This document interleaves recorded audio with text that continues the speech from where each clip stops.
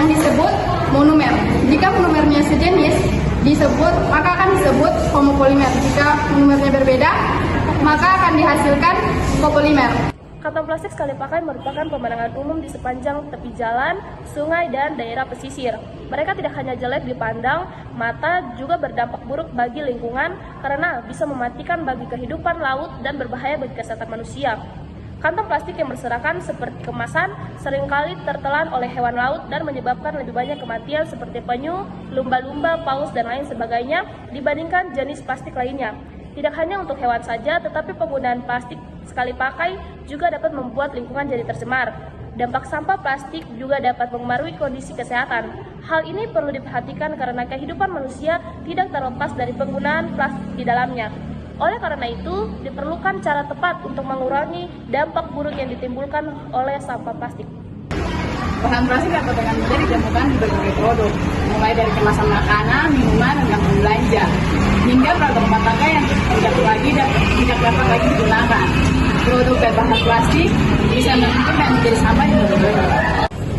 Produksi, penggunaan, dan pembuangan kantong plastik sekali pakai juga melepaskan emisi yang membahayakan kesehatan kita dan mendorong pemanasan global. Kantong plastik tidak dapat terurai secara hayati, sehingga dan terus mencemari lingkungan dengan mikroplastik berbahaya selama ratusan tahun setelah digunakan, meskipun sebagian besar plastik sekali pakai dapat didaur ulang hanya 10% dari barang plastik sekali pakai yang didaur ulang.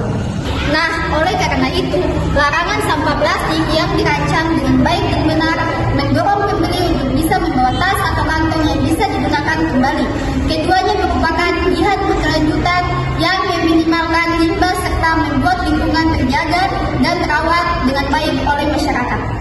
Nah, untuk mencegah dan mengurangi produksi sampah plastik, Anda bisa mencoba beberapa tips berikut ini. Yang pertama, gunakan peralatan makanan dan minuman dari bahan lainnya, seperti kaca atau keramik. Yang kedua, kurangi konsumsi atau botol minuman plastik, termasuk membeli minuman kemasan. Yang ketiga, pilih produk kemasan atau peralatan makanan dan minuman yang terbuat dari plastik mudah terurai atau berlabel. Dan yang terakhir, bawa dan gunakan tas belanja sendiri saat berbelanja untuk mengurangi pemakaian tas plastik. Teman-teman, dengan menerapkan berbagai tips di atas, Anda turut berpartisipasi dalam mengurangi dampak lingkungan, sehingga kelestarian lingkungan dapat terjaga dan